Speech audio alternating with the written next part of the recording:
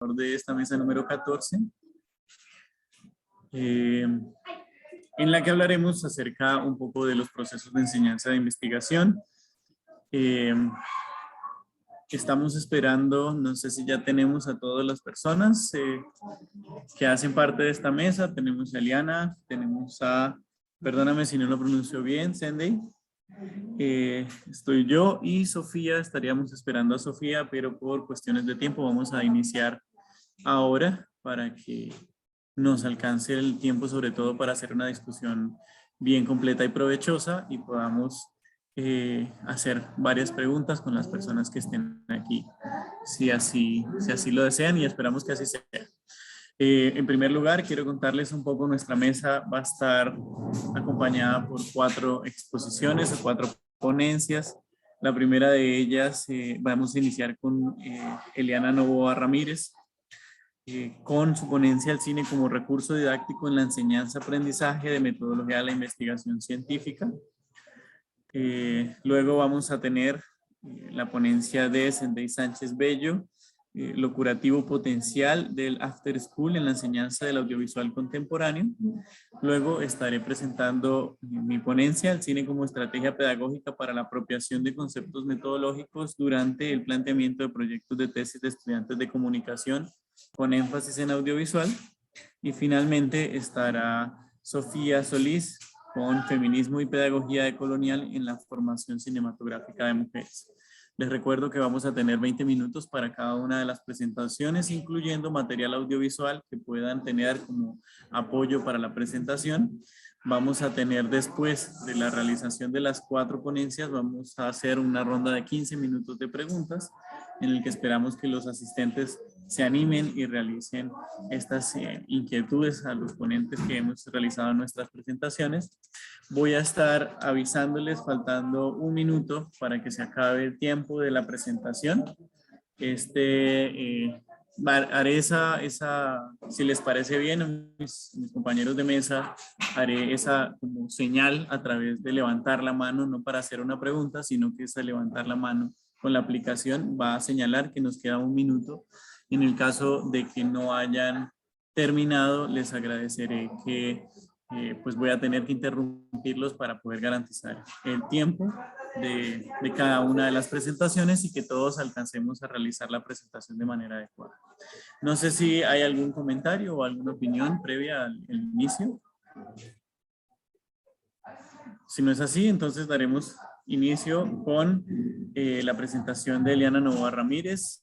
Eliana Novoa es profesora universitaria hace más de 20 años en el desarrollo de las asignaturas de metodología de la investigación y tesis a los estudiantes de periodismo, comunicación social y educación en la Universidad Jaime Busate y Mesa y en la Universidad Nacional Mayor de San Marcos. Su tesis de maestría obtuvo una premiación en el concurso de tesis organizado por la Asamblea Nacional de Rectores. Les recuerdo que la presentación de Eliana es el cine como recurso didáctico en la enseñanza-aprendizaje de metodología de la investigación científica. Eliana, muchísimas gracias por estar aquí conectada, por tu presentación. Bien, muchas gracias Juan Carlos por la presentación y agradeciendo realmente esta oportunidad en este 21 Congreso Internacional de Teoría y Análisis Cinematográfica. Efectivamente, puedo ya compartir de mi ponencia. Bien, podemos visualizar, ¿no es cierto? Realmente, bueno, el tema que yo vengo a exponer es parte de lo que fue la sustentación de mi tesis doctoral, que fue sustentada este mayo último, el 25 de mayo de este año. Y si bien es cierto, la tesis suele tener una formalidad que siempre lo digo, académica, voy a intentar no salirme de lo académico, pero tampoco ser muy riguroso, ¿no? Sino que esto suscita realmente un diálogo dentro de los cuales he estado participando también, ¿no? En las conferencias, en las diversas conferencias que se han dado. Como lo ha dicho Juan Carlos, mi tesis se denomina el cine como recurso didáctico en la enseñanza, aprendizaje, metodología y la investigación científica. Como parte introductoria, quiero señalar que efectivamente dentro de la experiencia que tengo como docente, ¿no? Comprobamos que no se está utilizando en la praxis, por lo menos en la realidad peruana, un medio, ¿no? educativo que está justamente a la mano hoy de los adolescentes y jóvenes, ¿no? Que es la tecnología de la comunicación audiovisual. El sistema educativo, por ejemplo, también peruano, en nuestro contexto aún no existe un analfabetismo, o sea, en todo caso aún persiste el analfabetismo mediático, ¿no? Que ejerce resistencia para utilizar los diversos medios de comunicación existentes en las sesiones de enseñanza-aprendizaje. Precisamente esto fue lo que motivó, ¿no?, a quien habla y que tiene vínculos. Yo soy periodista también separado, de formación, ¿no? Tengo mi maestría en comunicación, hoy mi doctorado en educación me llevó a plantearme estos dos conceptos que yo sustento en mi investigación acerca de la educomunicación, ¿no?, que es la base fundamental incluso de la investigación. Mi investigación consistió en un enfoque cuantitativo, ¿no?, de diseño preexperimental, donde se utilizó una muestra no probabilística por conveniencia conformada por 30 estudiantes. En ese momento, en el 2019, el único grupo que se me asignó, dado que tenía un cargo, ¿no? Entonces, frente a eso, este fue mi grupo preexperimental, donde en este caso se realizó nuevamente el experimento de ver qué tan efectiva era el uso del cine como recurso didáctico, ¿no? Entonces, frente a eso, realmente la tesis trata de explicar, fundamentar y también demostrar ese efecto del cine como recurso para estimular, informar, ilustrar y reforzar la información teórica que existe y que queremos lograr, en este caso, un aprendizaje significativo. ¿Y por qué lo digo? Porque la experiencia que yo tengo ya me lleva a ver que hay una predisposición del estudiante cuando se trata de, oye, vas a llevar un curso de investigación, ¿no? Hasta cierto modo un rechazo. Por eso también el tema del uso del cine, ¿no? Entonces, es una asignatura propedéutica, es decir, introductoria, que otorga al estudiante de periodismo conocimientos y capacidades que lo prepara para estar posteriormente en condiciones de realizar un proyecto de investigación. De acuerdo al sílabus, ¿no?, la asignatura consta de 4 unidades académicas con 16 sesiones, ¿no?, cada una de 4 horas pedagógicas de duración. En cada una de las 4 unidades académicas, entonces, se programó un módulo, ¿no?, de cineforo, con las siguientes películas que ven a continuación aquí, ¿no? En la primera unidad, el título es la ciencia, la capacidad. Yo trabajé todo un semestre en este experimento, ¿no? En la capacidad 1 tenemos discrimina los tipos de conocimiento y precisa las características del conocimiento científico. Aquí utilizamos porque se identificó las escenas que estaban en relación con los contenidos trabajados en esta unidad, la teoría del todo, la película. En la segunda unidad, el problema, objetivos e hipótesis. La capacidad alcanzada es analizar los problemas, objetivos e hipótesis de investigación, y aquí utilizamos la película en primera plana, Spotlight, ¿no? En la tercera, el marco teórico, define el marco teórico, los antecedentes, las teorías, los conceptos básicos. Aquí utilizamos el aceite de la vida, ¿no? O llamado también, ¿no?, el aceite de la vida, ¿no? Metodología, cuarta unidad, selecciona y aplica las técnicas e instrumentos de recojo de datos de acuerdo a la metodología. Aquí utilizamos las películas Eddie Brockovich. ¿Qué tienen en común estas películas? Todas están basadas en hechos reales. En la problematización, voy a describir solamente el problema porque todos llevan hacia realmente el efecto que se quiso, ¿no?, demostrar. Y por supuesto, el problema principal estaba en relación a cuál es el efecto del cine como recurso, ¿no?, didáctico, audiovisual en el aprendizaje significativo de los estudiantes de la asignatura de metodología de la investigación en mención de la Universidad Jaime Osatimesa en el periodo 2019. Y todos los objetivos también, todos los problemas en este caso, tanto específico 1 como específico 2 y específico 3, y 4 estuvieron orientados justamente a las películas que hemos visto, ¿no? El efecto, ¿no?, en el cineforo, porque se aplicó un cineforo, en relación también a la capacidad que queríamos, ¿no?, comprobar, y aquí están también las películas que hemos hecho mención, planteadas justamente como preguntas de investigación. Igual sucede con el caso de los objetivos, ¿no? Los objetivos también, en general, todos estuvieron en relación a evaluar, porque lo que quiero quedar aquí es que yo no solamente vi la parte actitudinal, ¿no?, que es lo que en las experiencias que he recogido de otras tesis se vio mucho eso, ¿no?, la valoración, el pensamiento crítico. Yo quería una cosa muy concreta, que es las calificaciones, ¿no?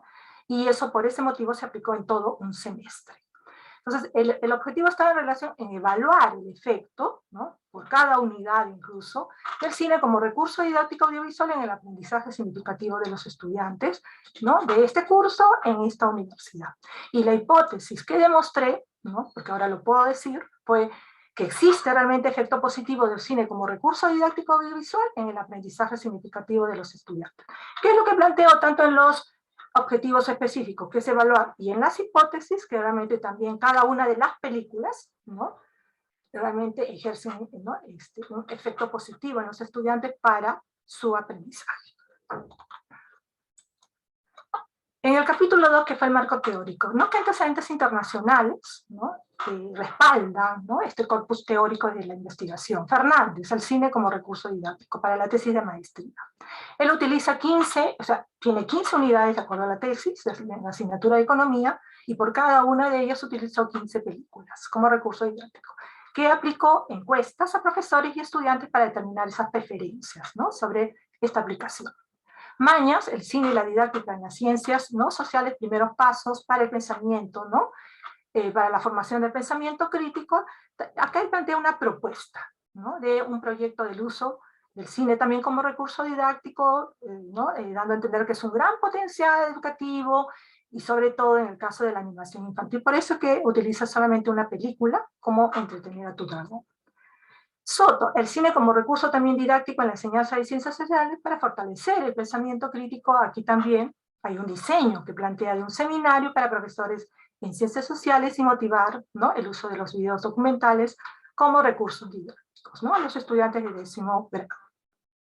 Tinajero, de la Universidad de Guayaquil, también plantea efectos comunicacionales que producen los largometrajes en los estudiantes del 6º semestre en la carrera de comunicación, en la facultad, ¿no?, de comunicación, y aquí él aplica 3 entrevistas a docentes y aplicó una encuesta de 125 estudiantes, no precisa qué películas.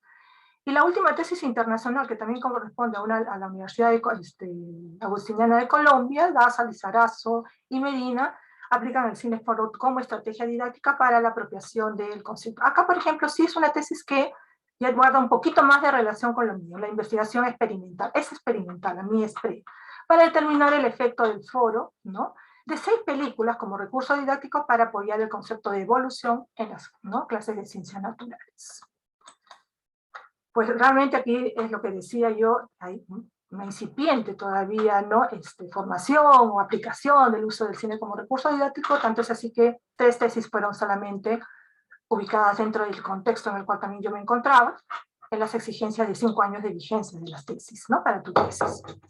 Parisaca 2020, el video documental como recurso didáctico para mejorar el desarrollo del pensamiento reflexivo en estudiantes de ciencias sociales. Aquí también aplica, es una investigación cuantitativa, una muestra de 94 estudiantes de secundaria, donde se le aplica un examen pre-test y post-test para conocer el efecto de 10 películas documentales como recurso didáctico y desarrollar el pensamiento crítico. Mesa y Helfer también plantean el cine como recurso didáctico en el aprendizaje educativo del curso de Marketing Global, ¿no? Esto corresponde a la Universidad Científica del Sur. Y aquí también aplicó 10 películas, es una investigación preexperimental, donde se aplica 10 películas, ¿no? Pero en este caso aplica la ficha de, la técnica de ficha de cotejo. Y la última, Paredes, el cine como recurso didáctico. Esto sí es una investigación cualitativa porque va hacia la parte más de la apreciación de la valoración, a través de también 4 películas que aplicó como recurso didáctico en la transmisión de valores. Aplica la técnica de focus group. ¿Cuál es el sustento realmente teórico, ¿no? Los fundamentos teóricos de mi investigación. Ya lo venía diciendo, la educomunicación, que también es conocida y ha sido planteada mucho antes como didáctica de los medios, educación en medios, alfabetización mediática, pedagogía de la comunicación. En la educomunicación, los medios hay que entender de comunicación trascienden a la tecnología instrumental, convirtiéndose en instrumentos de reflexión, comprensión de la realidad. La tecnología mediática son mediaciones en medios de interacción que permiten problematizar, estimular la discusión, el diálogo, la reflexión y la participación. Y eso era lo que yo quería, ¿no? Cuando yo enseñaba investigación, no es solamente que el profesor diga, y el estudiante, no miren, sino que se propiciara la participación con ellos, y eso lo encontré y lo descubrí con el uso del cine, ¿no? Películas, comerciales incluso. Otro de los conceptos, ¿no?, que fundamentan, la fundamentación que hay en la investigación son las TIC y la comunicación. Ya Manuel Castells nos sitúa en esta llamada sociedad de red, una visión global, que está conformada pues por la informática, internet, redes sociales, telecomunicación, que la educación hoy día debe de incorporarlo, ¿no? Como recurso mediático. ¿Y por qué? Porque el joven, el estudiante hoy día cede mucho más rápido a la tecnología, ¿no? La sociedad de la información está transformando las formas de aprendizaje, las instituciones educativas deben contemplar dichos cambios. Posee una aplicación y una utilidad, ¿no?, de amplia dimensión temporal, espacial, podemos acceder a cualquier realmente información en cualquier época, en cualquier momento, de cualquier país. Otro de los fundamentos que encontré fue en la neuroeducación, también llamado neurodidáctica, neuroaprendizaje, neurociencias cognitivas. Es una disciplina híbrida nueva que realmente, en este caso, un nuevo paradigma que relaciona tanto las ciencias de la educación como la neurociencia. Propone y fundamenta que las emociones son imprescindibles en los procesos de razonamiento y toma de decisiones, ¿no? Y constituyen la base de la curiosidad y de la atención. El tema de la clase lleva la razón. En cambio, por ejemplo, en el caso del cine, ¿no?, también va hacia lo que es, ¿no?, el impacto, la subjetividad, la emoción, ¿no? Si bien es cierto, ojo, no es que vayan a ver toda la película, ¿no? Eso hay que aclarar. El cine ya posee conocimientos, ¿no?, previos en su estructura cognitiva y establece también una relación, una especie de puente o vínculo que, ¿no?, con lo que aún necesita saber, dentro de la propuesta del constructivismo de Oxford. Aprendizaje también por descubrimiento. El estudiante descubre nuevos conceptos, sus relaciones, reordena y reconstruye la información para que sea incorporado significativamente en la estructura cognitiva. Solo así se produce el aprendizaje. Las tecnologías tradicionales dejan de ser las únicas y se presenta entonces el desafío de incorporar los medios audiovisuales y tecnológicos en los vínculos educacionales, ¿no? El cineforo, o en el cineforo, por ejemplo, los estudiantes interactuaron en torno, ¿no?, social, ¿no?, y construyeron dentro de este proceso, ¿no?, cognitivo sus representaciones personales, sus aprendizajes significativos, ¿no? Porque no se trata solamente de pasarle películas, tú tienes que tener toda una estrategia de trabajo y eso es lo que también yo desarrollé en mi investigación. Un poco para que entiendan la estructura de en qué consistió este preexperimento, yo consideré una prueba de entrada y salida a 30 estudiantes, las pruebas, ¿no?, la prueba en sí, tanto de entrada y salida eran las mismas, 20 preguntas, cada 5 preguntas estaban relacionadas con cada una de las unidades del desarrollo de la asignatura, ¿no? Y en este caso, eso se toma al momento de ingresar, ¿no?, que empieza tu semestre, y también en la penúltima sesión, la prueba de salida para ver, pues, estos cambios, ¿no? Como pueden ustedes ver en el gráfico que yo muestro, la prueba de entrada como promedio da 7.2, que a la vez fue constantemente trabajada con cada una de las unidades, porque nosotros siempre estamos trabajando por cada sesión una actividad. En este caso, el cineforo era aplicada cuando terminaba esa unidad, ¿no? Sin embargo, cuando se aplicó, en este caso, nuevamente, la prueba de salida, que era la misma prueba de entrada, en este caso, el promedio, pues, ¿no?, pues, se nota que mejoró, en este caso, ¿no?, con 14.4, que es justamente lo que describo a continuación. De acuerdo al baremo de la Universidad Jaime Bausat y Mesa, en la escala de puntajes y el nivel de capacidad, el estudiante, pues, realmente entró con un nivel pésimo. Esa es la verdad. Después del experimento y de la aplicación propiamente de las películas seleccionadas, ¿no?, y con toda una estrategia, ¿no?, de aplicación, pues el estudiante llega a un nivel bueno, ¿no? Entonces casi un 100% de diferencia. Por otro lado, lo que quería era explicar un poco esta estrategia, ¿no?, realmente que yo apliqué. No solamente lo voy a hacer, por supuesto, con una película, porque todas tienen la misma característica. Ya decíamos que en la primera unidad el desarrollo es la ciencia, la película que se utiliza la teoría de todo. La semana, ¿no?, corresponde a la 4, donde discrimina los tipos de conocimiento y precisa las características del conocimiento científico, nuestra capacidad. Se dividió en 3 realmente didácticas. La didáctica 1, que es del previsionado, que justamente acá establezco, sí, una aclaración, que en la semana 3 al estudiante se le envía, ¿no?, la película, se le envía una serie de preguntas adicionales para que sepan de quién, ¿no?, trata la película, etc., ¿no?, una ficha técnica respecto a todo el desarrollo de la película. En la guía didáctica 2, que sí corresponde al visionado, que es la semana 4, aquí ya se explican los procedimientos, la dinámica, las ventajas de este cineforo, se indica qué escenas, ¿no?, están relacionadas con la capacidad cognitiva de la unidad, ¿no?, en este caso 1, es el conocimiento, clases de conocimiento, características. Se proyectó un resumen editado. Acá también debo de establecer que sobre la película, que pueda durar 1 hora y media o 2 horas, yo realicé ediciones. ¿Y por qué las realicé? Porque justamente capturé, identifiqué las películas, las escenas con las cuales se relacionaban los contenidos que habíamos estado trabajando en esta unidad, ¿no? En el caso, como les dije, de la película La teoría del todo. Se abrió un espacio de 20 a 30 minutos, ¿no?, en donde los estudiantes participaban comentando, preguntando y debatiendo sobre el contenido de la película y su relación también con los contenidos de la unidad 1. Y en la guía didáctica 3 del postvisionado, para conocer las valoraciones, eso también está en la misma semana, ¿no?, después del cineforo, para conocer la valoración de los estudiantes respecto al cineforo, también se aplicó un cuestionario de escala de Likert que contenía 15 ítems para saber, pues, la parte actitudinal, ¿no?, el logro actitudinal que se había desarrollado en ellos. Los estudiantes desarrollaron además una actividad de evaluación de la unidad 1, que fueron evaluados con una rúbrica que permitió evaluar justamente todos los logros cognitivos, procedimentales y también actitudinales. En ella se empleó 50 minutos. ¿Qué ideas afirmamos en el cineforo? ¿No? La investigación científica requiere de una especialidad. El científico no se aleja de la realidad cotidiana, ¿no? O sea, ahí está, los conocimientos surgen incluso de ello, ¿no? En la película se demuestran diversos hechos cotidianos que, a la observación reflexiva del científico, constituyen datos que refieren a conceptos o términos científicos. La investigación científica también se incentiva, desarrolla y se promueve en la universidad. Entonces la universidad está como generadora de conocimientos. A la vez también se identifica en este caso que la investigación científica universitaria es rigurosa, posee diversos niveles y grados de acceso y de desarrollo, como son los grados que ellos también obtienen. Existe una comunidad de investigadores, ¿no? La investigación científica requiere de instrumentos, equipos, tecnología. La observación es la técnica más común y necesaria de la ciencia. Desarrolla la imaginación científica, cada disciplina científica también tiene su propio lenguaje específico.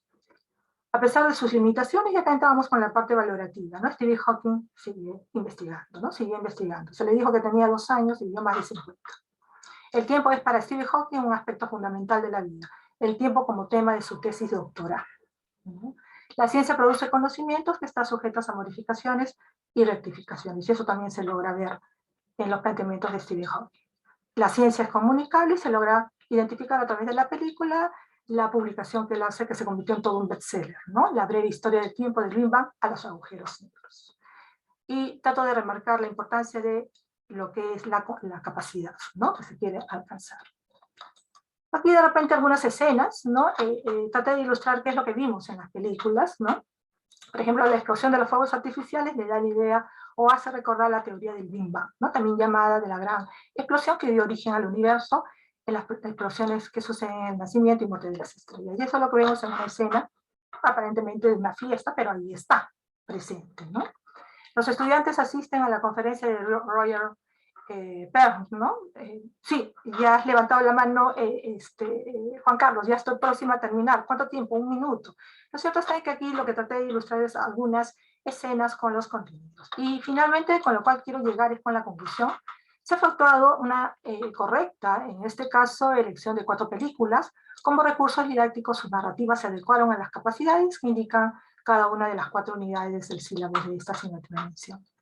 Cada sesión académica tuvo una duración de 4 horas pedagógicas, 3 cronológicas, tiempo suficiente para aplicar el cineforo en estas semanas asignadas, 4ª, 8ª, 12ª y 15ª.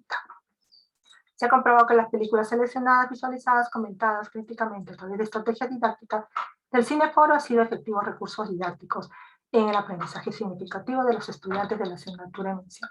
Y finalmente, el uso de las películas cinematográficas como recursos didácticos se vienen utilizando con notable éxito y desde hace varias décadas en todos los niveles académicos, ¿no?, de los sistemas educativos formales de los países desarrollados y en algunos países también latinoamericanos. Una profusa producción académica testimonia estas experiencias y logros alcanzados que hoy día yo también, ¿no?, estimados colegas, comparto con ustedes. Gracias.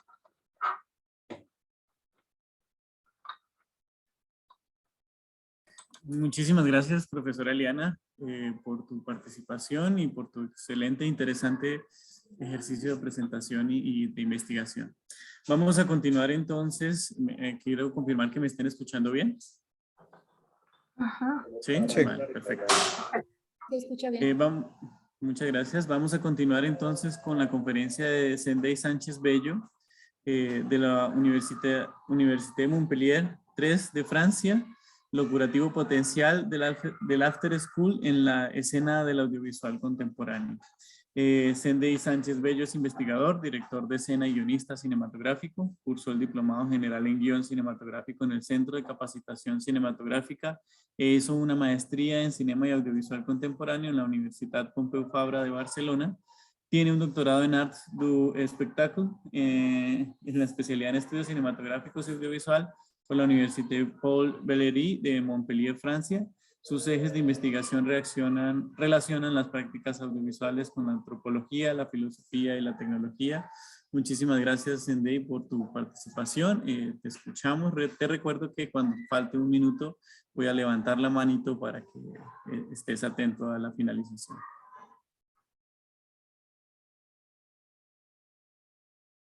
No te estoy escuchando, Sendey. No sé si es solo un problema mío o a los demás también les pasa que no lo escuchan. Sí, no tienes audio, Sendey. Activa tu micrófono, por favor.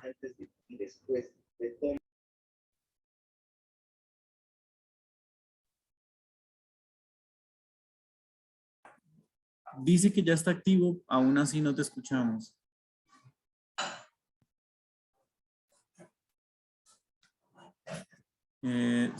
Si te parece bien, entonces voy a continuar yo.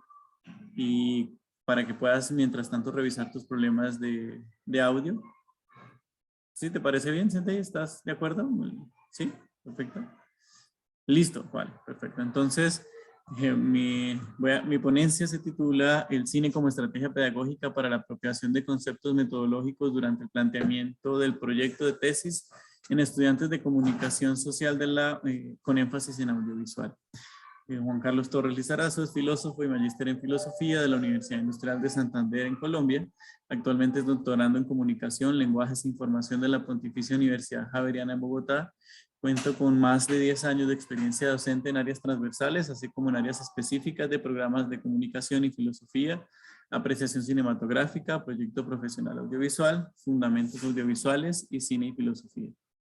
Mi tesis, tanto de pregrado como de posgrado, han estado enfocadas en analizar la relación del cine con la filosofía y las ciencias sociales. Entonces voy a empezar a compartir mi pantalla. Aló. Ahora sí te escuchamos perfecto. Entonces ya te doy ahora la palabra, termino yo y te doy la palabra, ¿listo? Pues venga, perfecto. Vale. Entonces, voy a empezar a compartir mi pantalla. Y les agradezco si me confirman si ya se ve. Sí, la vemos. Vale, perfecto, gracias. Entonces, quiero contarles un poco una experiencia de clase que realicé el semestre anterior y que estoy replicando este semestre con mis estudiantes de comunicación social en la Pontificia Universidad Javeriana. Ellos realizan el énfasis en audiovisual, así que la mayoría de sus proyectos son ejercicios creativos, algunos son monografías, pero la mayoría son productos creativos, ya sean cortometrajes, videoclips o también en algunos casos realizan guiones de largometrajes, entre otras cosas. Y esta estrategia la usé a partir de algunas particularidades o algunos casos concretos en los que se presenta un contexto específico, y es que las universidades en Colombia todavía tienen un enfoque que es bastante académico y que insiste en lo académico como una forma de abordar el aprendizaje. De tal manera que la Pontificia Universidad Javeriana ha hecho un ejercicio muy arriesgado en algunos sentidos, porque todavía están en discusión muchos de los elementos de evaluación para estos ejercicios creativos, la forma de evaluarlo, la manera de calificar y de obtener los resultados sigue siendo un trabajo bastante complejo, por lo que la Universidad Javeriana lo que ha pensado es de qué manera se puede realizar un ejercicio creativo como parte de un programa académico como comunicación social, un programa profesional que no tiene este énfasis tal vez de un conservatorio o de una escuela de cine, y a la vez se permite también como ese ejercicio creativo y académico, como se logra esa hibridez o esa simultaneidad. Esto implica unos retos porque todavía hay procesos de evaluación que no son concretos, que no son claros, y se exige a los estudiantes que se entregue un producto escrito que acompañe ese ejercicio creativo. Este producto escrito sigue teniendo las mismas consideraciones y aspectos que suele tener un producto académico como una monografía, y esto lleva a que los estudiantes les parezca un poco complejo traducir el ejercicio de creación del cine a un proceso de una metodología, un planteamiento del problema, definir un contexto concreto, establecer unos objetivos, porque sienten que es un ejercicio innecesario, que realmente no les está aportando a su proyecto. Entonces, parte el contexto de contar su propia historia de lo que ellos quieren contar, pero con una rigurosidad conceptual y teórica. Convencerlos de que hay una relación muy compleja y muy profunda entre cualquier producto creativo y el ejercicio de investigación, aunque no siempre se piense o se trabaje de la misma manera, sino que se suele considerar que los productos creativos son más bien un ejercicio que surge de la creatividad del artista y que muchas veces no tiene un proceso riguroso de investigación previo, cosa que pues ya es bastante discutida. Y por otro lado, desde la investigación al producto creativo no se le da ese valor académico. Esto lleva a que entonces dar esta asignatura de trabajo de grado implique convencer al estudiante en un primer momento de que su ejercicio debe ser un proceso de investigación complejo, y por otro lado convencer a los que reciben y evalúan este producto creativo de que este producto creativo tiene un valor conceptual y teórico que está demostrado por el mismo producto, pero además por el ejercicio de creación previo que se realiza y de investigación previa. Los retos de esto entonces implican una apropiación de conceptos, que los estudiantes entiendan lo que es un planteamiento del problema, entiendan que es una metodología, cómo se formulan los objetivos, y tal vez el más complejo de todos, cómo se crea el estado del arte, cómo se generan los marcos teóricos y conceptuales previos a la construcción de un ejercicio creativo de este tipo.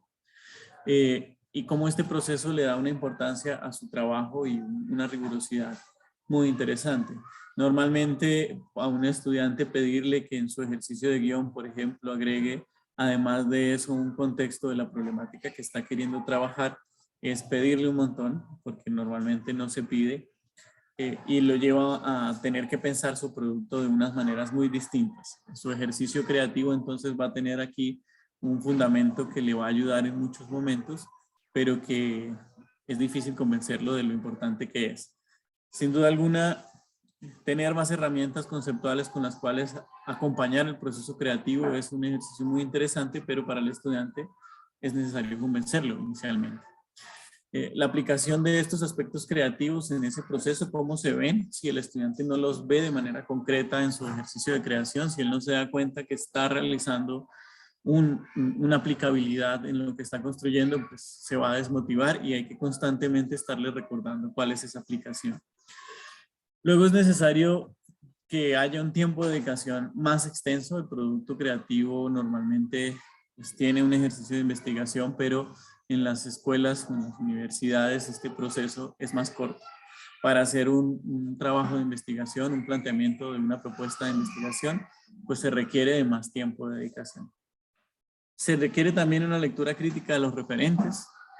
Aquí es donde personalmente como docente he encontrado algunas dificultades más concretas, porque normalmente la referencia es visualmente lo que significa, o dramática y narrativamente lo que está generando o lo está tratando de representar, mientras que desde la lectura es, bueno, cuál es el concepto, la población, el contexto que está investigando, y cuál es la afirmación crítica que un referente visual, como lo acaba de mencionar la profesora en la ponencia anterior, cuáles esos elementos críticos que se pueden extraer de una visualización. No solamente porque puede llegar a ser alguien que a mí me guste, que me apasiona un montón y que quiero replicar de alguna forma esas imágenes, sino también porque el ejercicio que yo estoy realizando o el que hizo ese autor tiene una base conceptual que es necesario entender.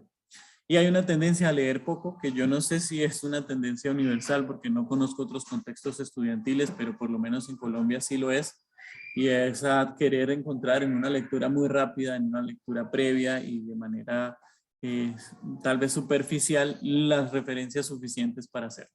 En un ejercicio de investigación se requiere una lectura muy profunda, muy compleja, de muchos referentes, entender que no hay en el estado del arte algo que se esté haciendo que sea exactamente igual a lo mío y por lo tanto hay que buscar un montón.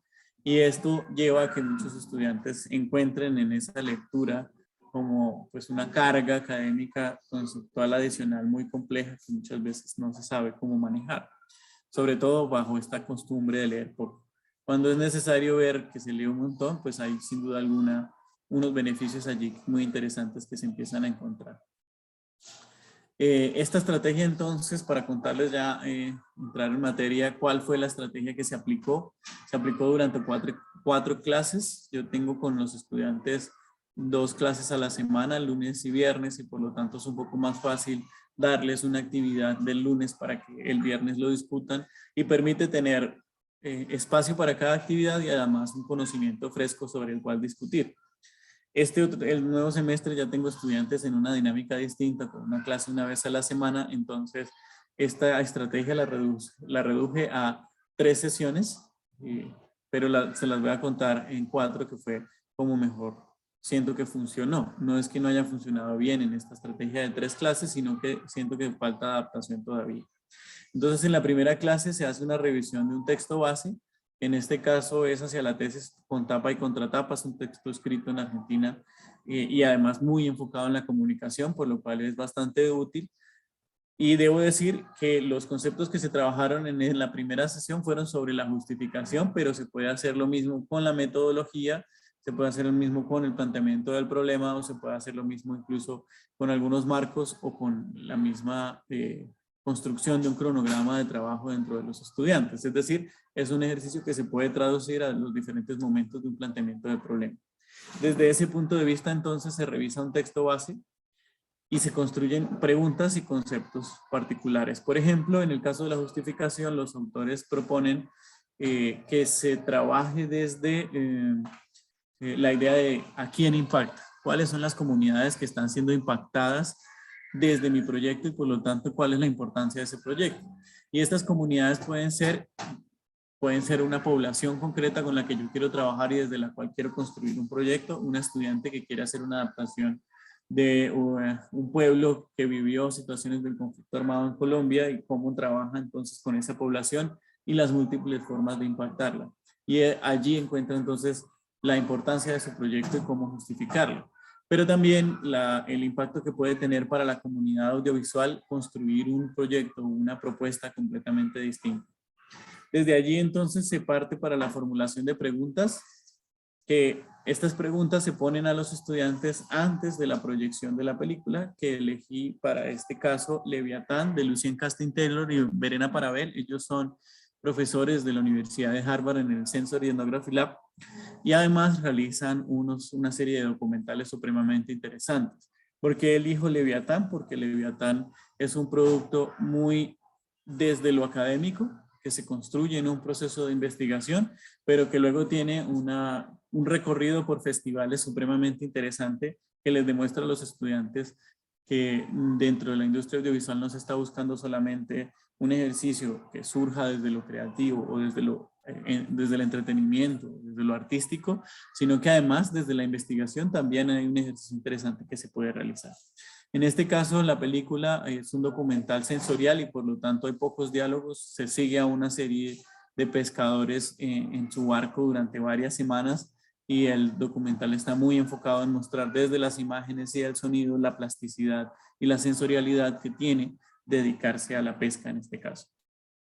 Este documental se sale de las estructuras narrativas tradicionales y lleva a los estudiantes a una dificultad mayor y es pensar un ejercicio tan académico como este, cómo puede de alguna manera ser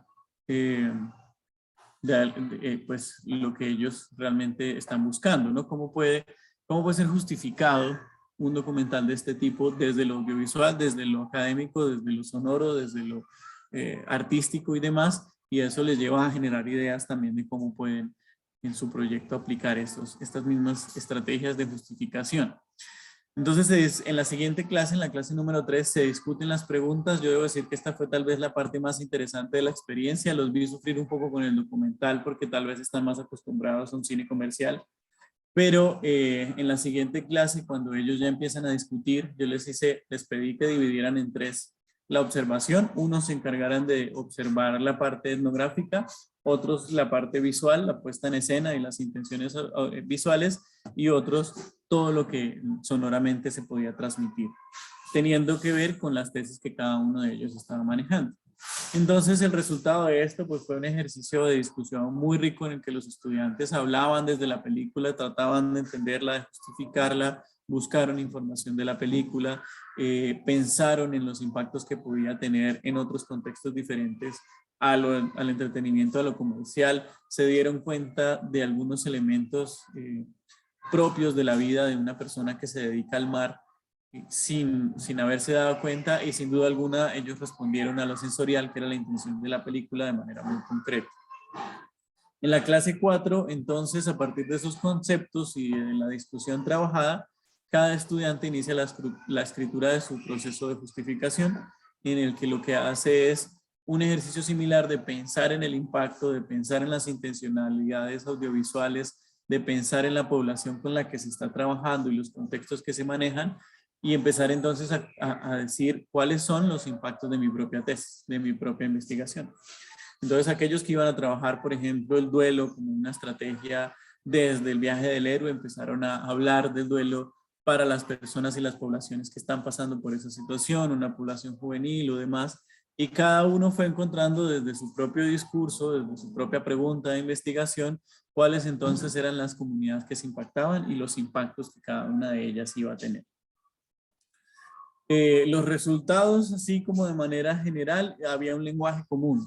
Y lo interesante en el aspecto pedagógico es que, y por eso creo que es necesario que la película no se le pida a los estudiantes que la vean en casa, sino que la vean en el salón de clase, que la discutan allí mismo, es porque se genera un lenguaje común. Todos estamos hablando de los mismos personajes, todos estamos hablando de las mismas situaciones, todos nos paramos en las mismas imágenes para generar una discusión, y así es mucho más fácil que estemos hablando desde una idea concreta que permite esa discusión y todos entienden de la misma forma, o todos dan su punto de vista también de una manera muy específica. Hay una apropiación de conceptos a partir de la película. Cuando se hablaba para la película, ellos ya empezaron a hablar de contexto, de impacto, de mediano, corto y largo plazo. Empezaron a hablar de impactos individuales, de impactos sociales, de impactos académicos, una vez empezaron a construir como a responder esas preguntas, y entonces sin que ellos se dieran cuenta casi, o sin que yo mismo me diera cuenta, ellos ya habían apropiado unos conceptos de manera muy concreta. La discusión se hace argumentadamente, no es una discusión solo basada en el gusto, porque como las preguntas están establecidas allí, entonces los estudiantes pueden tratar de responder a la pregunta, y allí el gusto no es suficiente. Si me gustó o no me gustó, si me pareció aburrida o no me pareció aburrida, si no veía la hora que se terminaba, ya no entra tanto en discusión, sino que se habla desde justamente la respuesta a las preguntas. Y luego la aplicación es concreta. Dentro de sus propias tesis, ellos se daban cuenta cómo esos conceptos que ya habían apropiado, que habían discutido de manera argumentada y que habían tratado de justificar para la película que vimos como referencia, se convirtió entonces en un ejercicio que podían aplicar de manera concreta en sus propios proyectos.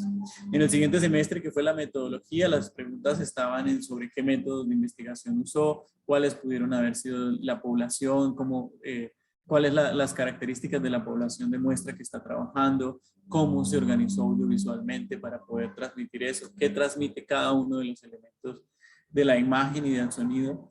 Y esto sin duda alguna lleva también a que ellos piensen su proceso creativo ya no en función solamente de que sea impactante o entretenido, sino que además dé cuenta de la pregunta de investigación, que realmente sea un ejercicio de construcción teórico y de investigación que requieren y que tienen que ir a buscar. Tengo un caso particular de un estudiante que iba a trabajar la prostitución en personas trans de Bogotá, y quería hablar de la violencia allí, pero tenía un montón de sesgos y de conceptos que todavía debía manejar, y empezó entonces a darse cuenta que tenía que hacer una búsqueda conceptual mucho más amplia, y ahora habla con una propiedad de su problema de investigación que antes no había podido encontrar o no había podido alcanzar.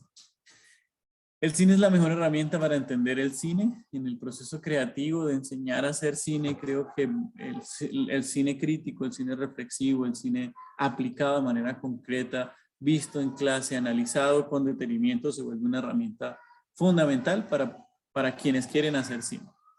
Hay una importancia por explorar en la investigación-creación, hay como un potencial, era aquí lo que quería decir. En la investigación-creación todavía hay muchas cosas por discutir. La posibilidad de que un producto creativo sea también un ejercicio de investigación es algo que todavía se tiene que entender, que todavía se debe discutir para saber cómo se va a evaluar y cómo se va a trabajar y a preparar.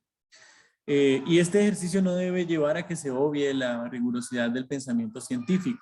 Hay muchas, digamos, oposiciones que se realizan a la investigación-creación porque se considera que el pensamiento científico riguroso, bien pensado, bien organizado va a quedar a un lado y esto no es verdad. Los conceptos igual se tienen que trabajar, igual se tienen que investigar. Hay necesidad de discusión entre unos y otros espacios para que efectivamente se genere esa rigurosidad que se está buscando y se dé espacio a la discusión, a la viabilidad, a la validación, que son los conceptos justamente que la investigación científica suele buscar en sus procesos de rigurosidad. Entonces, pues eso era lo que quería compartirles. Ahora más adelante haremos algunas preguntas. Me sobraron 1 minuto y 42 segundos. Así que, pues bueno, seguiremos entonces teniendo más espacio para la discusión.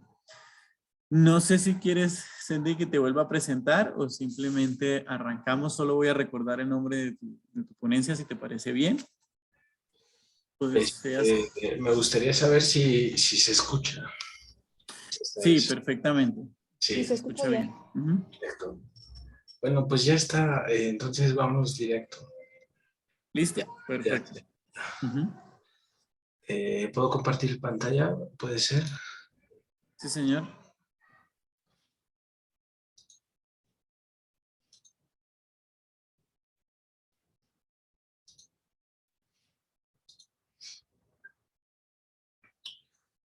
Ya vemos tu pantalla.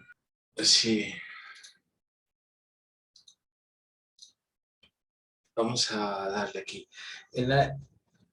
Mira, yo voy a trabajar acerca de las medioculturas y tecnoculturas en los sistemas de educación de imagen escolar que pueden ser apoyados por una posición legitimista. Empiezo con una introducción un poco acerca de lo que estamos viendo. Son imágenes de YouTube, son imágenes aleatorias, son imágenes que tienen que ver nada más con pequeños momentos. Es lo que digamos, antecede al YouTube, al TikTok. Pequeños clips en donde simplemente estamos antecediéndonos a ciertas imágenes. Bueno, el autoritarismo de la producción debe, por tanto, responder a la recepción de un lector en sentido de Bourdieu para descartar los usos prácticos de las películas para privilegiar. Aquí voy a...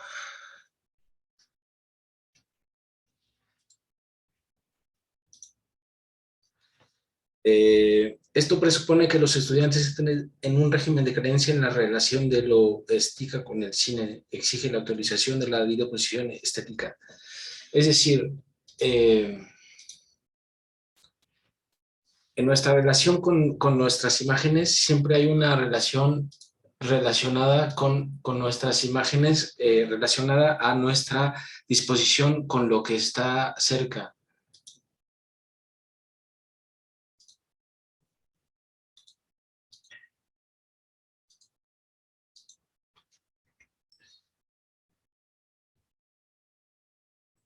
Es así mismo las películas elegidas son películas de repertorio que han integrado la historia del cine, películas que producen denominadas poco difundidas o incluso recientes, o las denominadas películas de autor que si todavía no han reconocido a lo largo del tiempo, son reconocidas al menos en instituciones críticas y periodísticas. No sé si se alcance a ver lo que estoy mostrando. Lo que se ve es un video pausado, Sandy. Es un video pausado. Bueno, eso es lo que yo veo, no sé los demás. Sí, solo aparece el video pausado.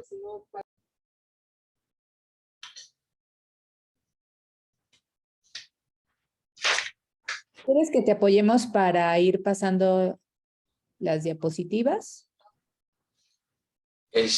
No, yo creo que voy a seguir andando Ok. y voy a andar, la verdad estoy un poco desorientado aquí. Bueno, como tú decidas, si gustas que te apoyemos, nos puedes compartir por el chat tu presentación y el equipo logístico te puede apoyar para compartir. Ok.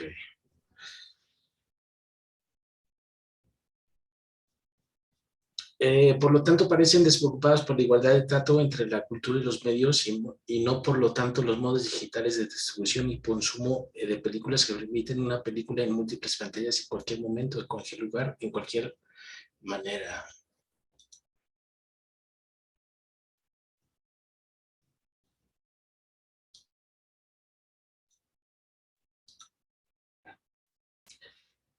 De hecho, en la mente de sus diseñadores valora tanto la película como su recepción, lugar histórico en la sesión cinematográfica. En el cuarto oscuro favorece ante todo la inmersión en el universo de la película, a diferencia de las pantallas nómadas, que era imposible de manera de mantener el tiempo, es el tiempo suspendido de la proyección, el que permite al espectador estar totalmente movilizado por un único fin, ver y oír una película. No sé si Se sigue viendo la imagen del video. Tienes tu micrófono silenciado ahora.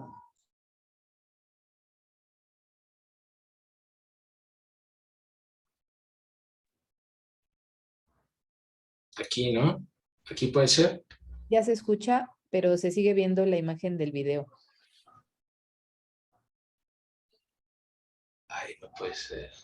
Quizás si quitas la imagen del video, no lo sé, y después cuando lo vayas a pasar, lo vuelves a proyectar. Ok. A ver, aquí, ¿qué se ve? Ahorita nada más te ves tú.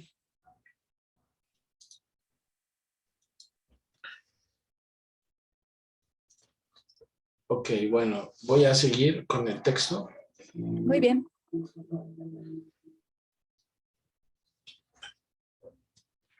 Es una pena porque estaba relacionado con el video. Pues si gustas, lee el texto y al finalizar podríamos apreciar el video. Sí.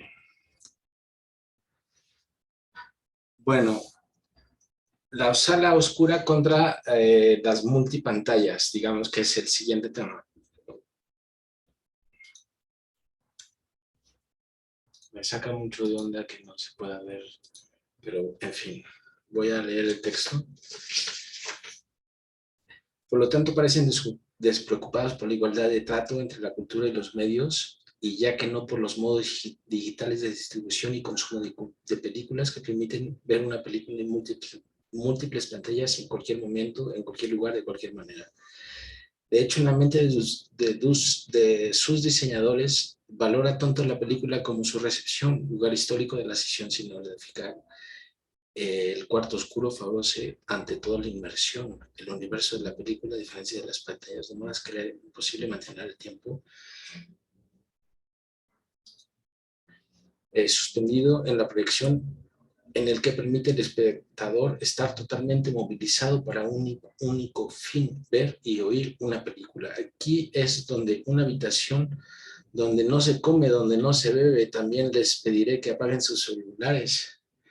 Es decir, hay un intercambio en la recepción del documental, en la recepción del audiovisual contemporáneo, y que está relacionado con el consumo interno que relevamos, ¿no? Está muy mal que no se vea. De hecho, la proyección puramente recreativa debe ser reemplazada por una recepción más serena y ascética de la película. Además, las presentaciones de las películas que presentan las proyecciones buscan de antemano digerir la atención de los alumnos, que se den cuenta de lo que por costumbre no ven. En esta última histórica ha tomado la delantera en la puesta en marcha de los sistemas que hacían hecho una clara separación entre la educación mediática y la educación cívica, y con la idea de películas que deberían ser proyectadas en lugar de ser enseñadas. Más que educación en imagen o incluso educación cinematográfica, sería un justo hablar de educación de películas de autor, películas programadas pero producidas y recibidas por un público general, al principio siendo objeto con los demás, misma de la parrilla autorizada. Ha sido un bordel, como on dit en francés, la cosa de no poder compartir pantalla. Es realmente, bueno.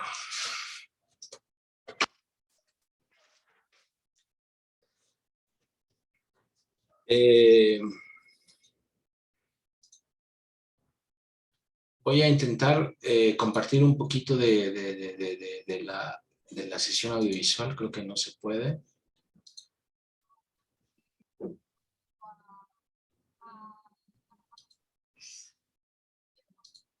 Bueno, no sé si se pueda, pero ¿Tienes inhabilitado el compartir o en qué te podemos apoyar?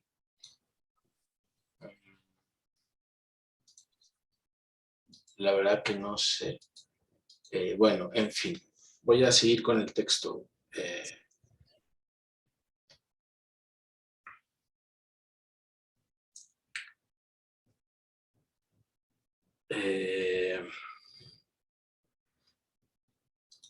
Se puede considerar que realmente estamos muy alejados de las prácticas contemporáneas de los adolescentes actuales, que estamos muy alejados de lo que consumen actualmente. Y desde su lanzamiento, en el 2002, digamos, esta plataforma que ha investigado en Francia las relaciones que tienen los públicos con las demarches, con las publicaciones que hay en línea, ha habido una influencia, una relación que no está bien relacionada. Es poco simétrica. El 2002 tiene que ver con la relación de diferencia en lo que hay, ¿no?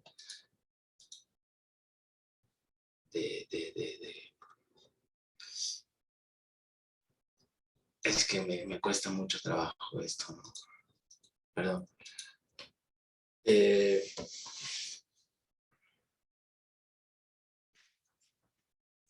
Sin embargo, todo esto establece el mercado sin que exista la sombra de un proceso político susceptible de traer al menos matices e inflexiones. Es inimaginable que la universidad siga su alegre camino sin hacer de este objeto su principal interés. Es con esta convicción que hemos creado la red de estudios digitales, porque se creó una red de estudios digitales a partir, digamos, de la reforma de estructuración a partir de los estudios audiovisuales.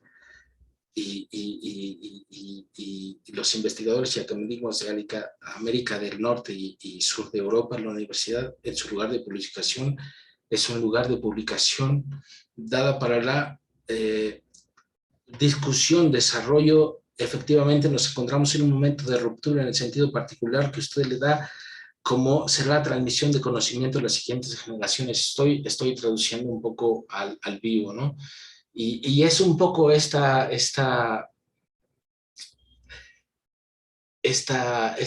relación que me interpela mucho acerca de lo numérico que se da en lo educativo que hay con respecto a las nuevas formas de enseñar lo audiovisual, ¿no?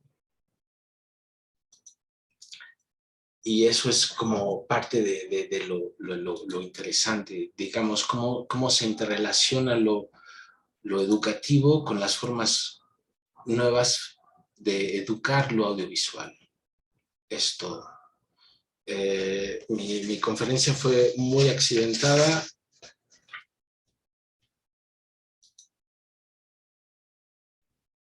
Y bueno, espero que, digamos, que entiendan un poco el panorama general de lo que he dicho. Tengo mucho por decir, pero bueno, es parte de lo que estoy investigando en este momento. Muchas gracias, Cindy. Pues sí, te sobró un tiempo, entonces si quieres vamos a escuchar a Sofía y si puedes ahí de pronto revisar un poco tu video, podamos en algunos minuticos verlo una vez pase la Sí. conferencia, la presentación de Sofía, si nos queda el tiempo. ¿Te parece bien? Vale, perfecto, gracias. Ahora entonces escucharemos a Sofía Solís. Ella viene del Instituto de Teatro y Cine, Academia de Eslovaca de Ciencias en Eslovaquia. Su presentación se llama Feminismo y Pedagogía Decolonial de la Formación Cinematográfica de Mujeres. Y voy a leer un poco de la semblanza de Sofía.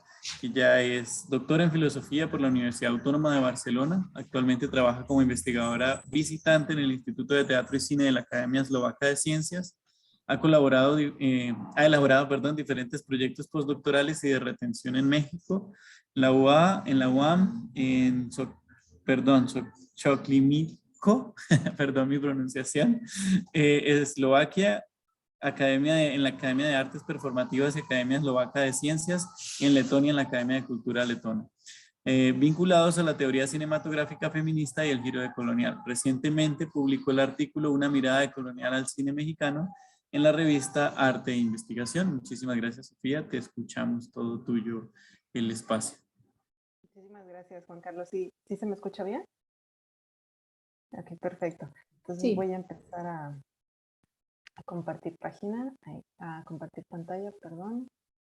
Déjenme entro a...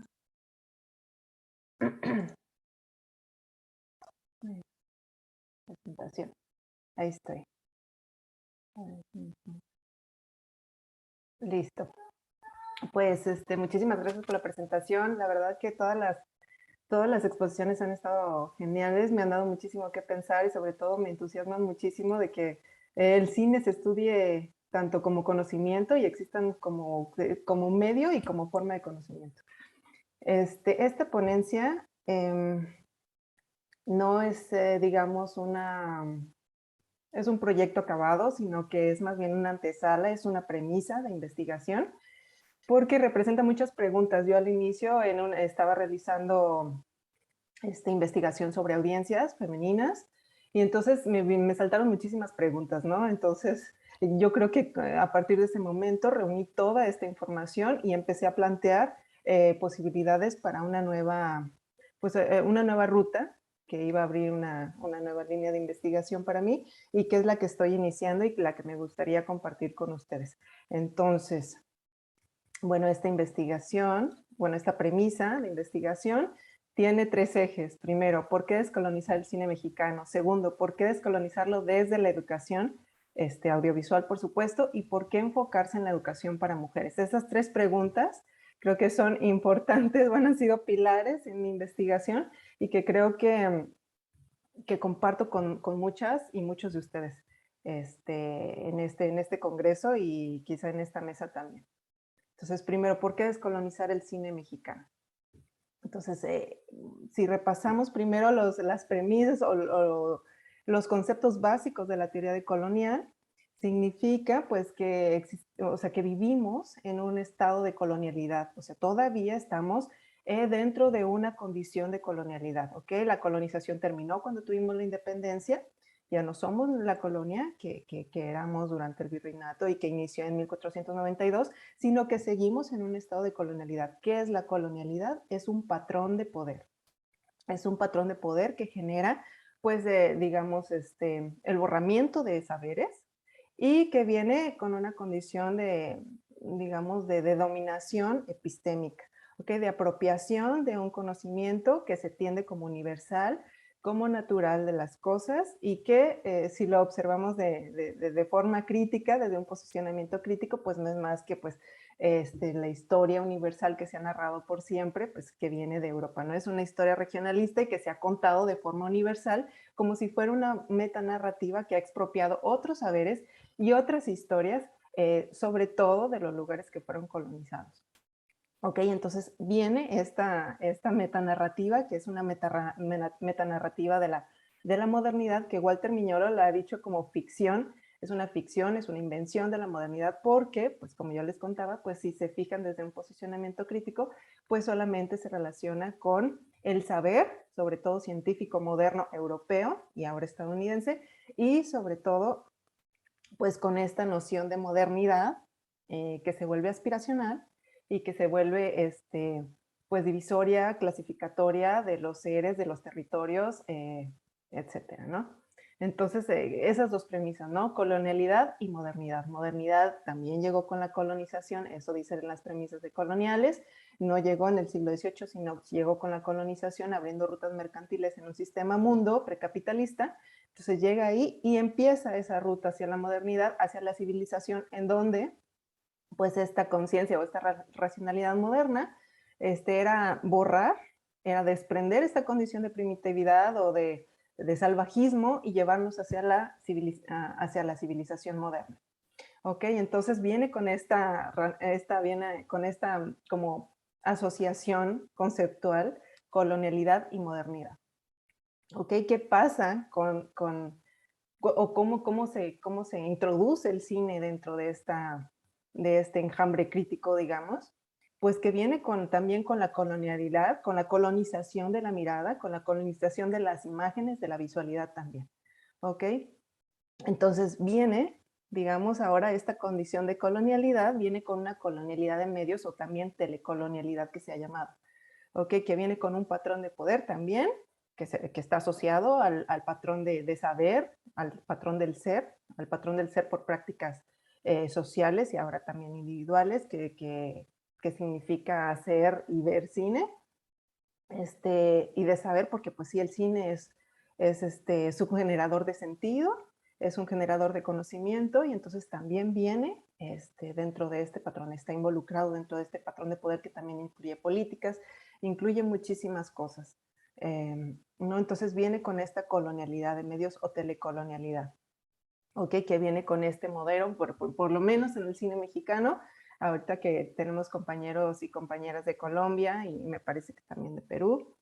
Entonces, en la colonialidad de medios en México, pues hay una tendencia desde 1990 pues hacia el giro comercial, ¿no? Entramos a una era neoliberal, una era que propició más importaciones que exportaciones, entonces el cine pues se impulsó de manera que fuera concebido de forma como una mercancía, entonces se vinculó completamente al giro comercial en México, se introdujeron empresas transnacionales, privadas, entonces que desde aquel momento me parece que han dominado pues mucho de la distribución y de la exhibición en México. Desde las instituciones públicas se ha hecho mucho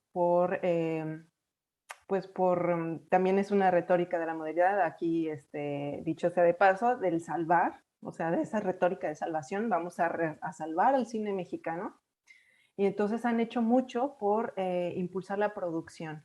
Y si vemos también los anuarios del Instituto Mexicano de Cinematografía, pues la producción ha ido en aumento, ¿sí? Ha ido en aumento, se ha producido mucho cine mexicano en la última década, sobre todo me parece que desde el inicio del siglo.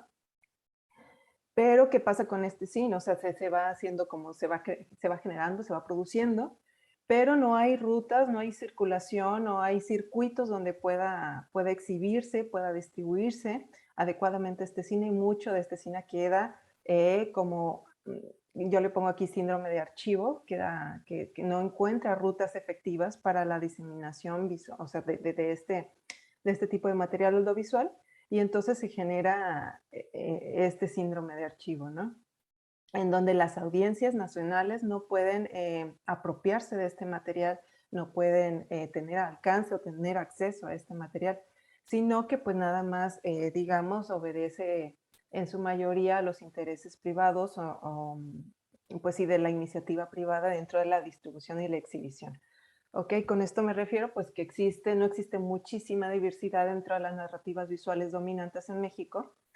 Por ejemplo, ahorita se me viene a la mente que solo un 3 o un 4% de lo que se produjo en 2021 pues estaba relacionada a una perspectiva indígena, por ejemplo.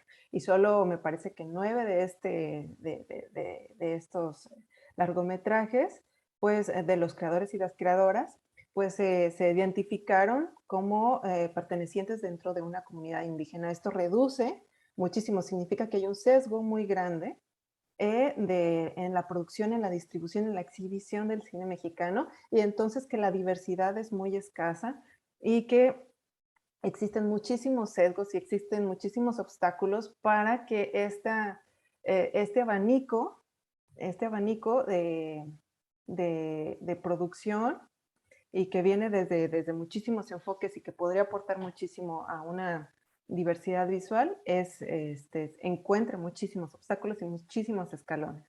¿Ok? Entonces, de eso se trata la colonialidad de medios, ¿no? Que existe un patrón que dificulta y que favorece que favorece ciertos jugadores del mercado, ciertas compañías, ciertas producciones, cierto género también, y que introduce sesgos para otro tipo de producciones y otro tipo de narrativas, ¿no? Entonces existe una visualidad dominante en México de cine donde se replican las tendencias globales y que muchas veces caemos en la mímica o en la mímesis de estas narrativas y que solamente se ha llegado hasta comprar guiones que solamente se adaptan como al caló o a la jerga nacional, pero que siguen siendo pues guiones que se van comprando de forma global y que se replican en cada territorio y que si nos vamos estrictamente se replican muchísimo en territorios subalternos, ¿no? En industrias subalternas o en industrias, como se dice, en vías de desarrollo. Entonces, esto es lo que pasa con la colonialidad, ¿no? Es una dependencia al consumo de tendencias globales y que pues no dan lugar a una industria sustentable. Sustentable, a mí me refiero a una industria nacional, doméstica, en la que se consuma, de hecho, lo que se produce en México, que se tenga acceso y que se pueda replicar pues, que se pueda apropiar o interpretar como parte de las audiencias. Y también, bueno, ya hablando sobre la parte de descolonizar, también existen, tengo que decir que existen prácticas descoloniales cinematográficas como el cine comunitario, el video participativo. Con un colega he dado varios talleres sobre prácticas descoloniales y hemos tenido experiencias, la verdad, muy gratificantes. El interés también donde se habla de este tipo de cine que se está haciendo y sobre todo se habla como iniciativa, ¿no? Como forma alternativa para crear otros canales y otros medios, no solamente el comercial. Entonces se van generando nuevas plataformas, digamos. Ahora, ¿por qué descolonizarlo desde la educación? Primero, indagando en esto, haciendo este estudio sobre audiencias femeninas y haciendo también estos talleres, encontramos que desde la educación, o sea, que desde el hacer, desde proponer, desde la adquisición del conocimiento, proponer otras vías alternativas hacia el comercial primero, o sea, en mi experiencia personal y directa con los y las estudiantes, es brindarles otra oportunidad en la que se pueden insertar a la industria dentro de una línea audiovisual. Porque si no, pues ya se ven, o sea, que tienen que entrar dentro de esta, digamos, dinámica comercial o, bueno, dentro del cine autoral, que también tendría que irse como a festivales, que es como de circuitos más específicos y que generalmente este cine que es reconocido internacionalmente, el cine mexicano reconocido internacionalmente en festivales internacionales, generalmente me atrevería a decir que el público mexicano no lo conoce. Entonces, lo que se mueve o son estas visualidades dominantes en México para las audiencias amplias, pues sería este giro comercial. Entonces, brindar esto desde la adquisición de conocimiento a los y las estudiantes, me parece que es una herramienta importante para que puedan abrir su panorama de ejercicio dentro del quehacer audiovisual o dentro del oficio, dentro de la profesión audiovisual. Entonces, investigando esto sobre las posibilidades de cómo desde la educación integrar este conocimiento decolonial, encontré que las pedagogías decoloniales proponen ya un modelo intercultural. Es decir, que la educación no solamente es sujeto y objeto, o sea, no se enseña un objeto a él o la estudiante, sino que la educación representa una relación, una serie de relaciones sociales en la que implica que posiblemente también el educador o la educadora está transmitiendo estos patrones o este esquema colonial, moderno colonial, como se dice, de dominación epistémica. ¿Ok? Por ejemplo, cuando yo estudié la teoría cinematográfica feminista, pues surgen los referentes inmediatamente anglosajones, estadounidenses y europeos sobre las grandes feministas que empezaron el abordaje crítico sobre las mujeres espectadoras y creadoras. Por ejemplo, Laura Mulvey, Claire Johnston, Annette Kuhn, como todos y todas las conocemos, que son muy importantes y han sido muy importantes y representan una gran crítica, una mirada crítica importante dentro de los estudios de las mujeres, pero representan también un esquema de dominación epistémica si seguimos usándolos como referencias de primera mano, si seguimos usando como referencias imprescindibles. Necesitamos generar nuestro propio conocimiento a partir de nuestras propias necesidades y a partir de nuestro propio lugar situado. Lo que pasa con la metanarrativa de la modernidad es que expropia estos lugares, sino que viene como de esta forma de conocimiento universal que apela también a un sujeto y una sujeta universal. Entonces, para desmembrar como todo ese enjambre, es comprender que la educación también es una serie de relaciones sociales y que entonces también en esa serie de relaciones se transmite también el conocimiento y el tipo de relaciones hegemónicas y de poder y de control y de dominación. Entonces, el modelo intercultural decolonial viene con una reestructuración de paradigmas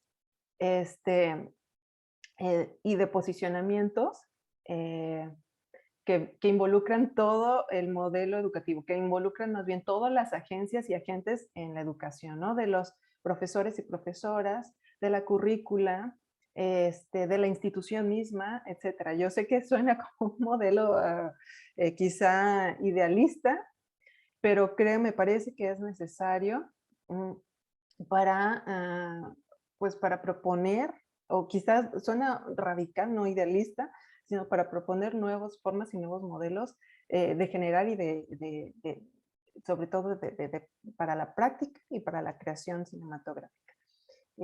También sobre las pedagogías decoloniales viene una idea de transdisciplinariedad que propuso Santiago Castro Gómez y que dice que, bueno, que es diferente a la interdisciplinariedad en la que nada más se apela como un apoyo a un intercambio de ideas entre dos disciplinas, que la educación universitaria está muy departamentalizada, ¿no? Tú eres tal, tú eres ingeniero, tú eres ingeniera, tú eres tal, está muy departamentalizada, entonces se van haciendo como expertos y expertas en una línea y eso favorece muchísimo la educación neoliberal. A un tipo de educación que también vino con una oleada en 1990 y entonces viene como con esta especialización de disciplinas y de cosas técnicas y entonces pues la transdisciplinariedad implica que es una transmisión de conocimiento horizontal en el que se transforman los sujetos y las sujetas implicadas, ¿no? Esto implica que también se hace más dúctil esta adquisición de conocimiento y esta transmisión de conocimiento en la que no eres no eres sujeta de especialización, sino que estás receptiva y eres recíproca en esta, digamos, en esta nueva creación o en esta nueva intercambio epistémico, digamos, ¿no? También las pedagogías decoloniales están o confrontan lo que se ha conocido como pensamiento abismal, que lo propuso Boaventura dos Santos. Y este pensamiento abismal, pues igual apela a que es el pensamiento universal moderno, ¿no? Que borra a todos los demás pensamientos y que sobre todo el pensamiento científico moderno, europeo, eso es el pensamiento abismal y que se sigue apelando, y entonces vienen las pedagogías decoloniales a cuestionar toda esta amalgama teórica. Ahora, ¿por qué hacerlo a través de la educación de las mujeres? El cine mexicano, pues ya lo hemos visto, se ha hecho muchísimo trabajo a través del cine feminista y el cine femenino, pues de que se haga más visible no solamente el trabajo de las directoras, sino de todas las mujeres implicadas en la industria, ya sea gaffers, técnicas, todas las mujeres implicadas y que tengan y que están involucradas dentro de este quehacer cinematográfico. Entonces, digamos que las mujeres presentan muchísimos obstáculos dentro de este cine. Digamos que si es un escalafón, pues bueno, viene la industria privada, y luego vienen los géneros, y luego se va haciendo cada vez una capa muy densa en el que el trabajo de las mujeres queda, digamos, con bastantes obstáculos. Muchísimas gracias, Juan Carlos. Y dificulta su visualización, ¿no? Dificulta ser visible.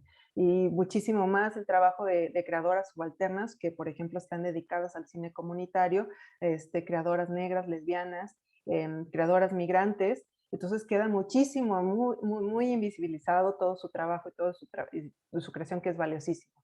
Entonces, bueno, el trabajo de las mujeres desde la educación, proponer desde la currícula, proponerles nuevas formas de creación y alternativas, también propone, o sea, de ahí surgiría, primero, un lugar de creación y de enunciación. Esto quiere decir que si nos fijamos en la metanarrativa de la modernidad, ya se me va a acabar el tiempo, me falta un chorro, pero bueno, tú me dices, Juan Carlos. Entonces, es crear un lugar en el que te apropies de tu discurso y te apropies de este conocimiento y todo que estás generando, ¿no? Estás subvirtiendo toda esta metanarrativa, hablando de esta parcialidad, de la experiencia vivida, del cuerpo y de toda esta, digamos,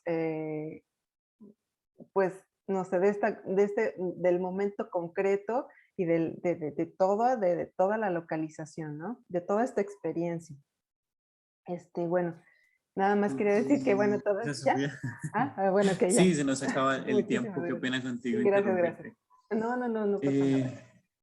No sé si tengamos el espacio de pronto para darle a Sandy un par de minutos para si tuvo la posibilidad de solucionar su problema o no. No lo veo, sí, ya está conectado. No sé qué nos diga Sandy.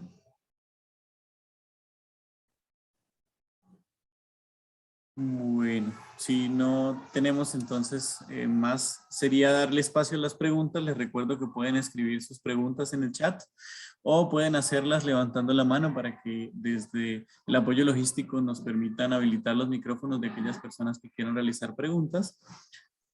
Tenemos 15 minutos para hacerlo, los voy a cronometrizar también para que no se nos pase el tiempo. Entonces, no sé, Jacqueline, ¿quieres iniciar? Sí, muchas gracias.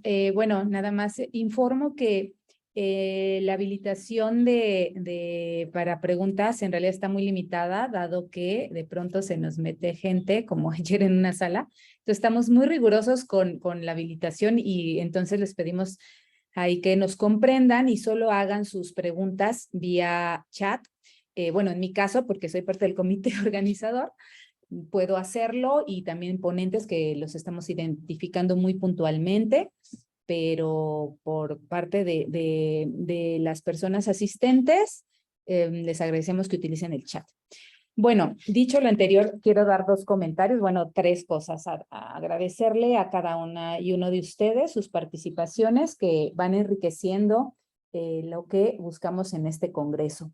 Y bueno, quiero comentar algo sobre tu ponencia, Juan Carlos, que es algo que pues quienes nos dedicamos a la investigación, a la docencia, nos preguntamos con respecto a cómo lograr que haya más rigurosidad en las propuestas, ejercicios, prácticas con docentes de diferentes materias, ¿no? No solamente es las cinematográficas, pues el énfasis sí podría ser lo cinematográfico, lo audiovisual, pero en general, ¿no? Es algo que se busca idealmente.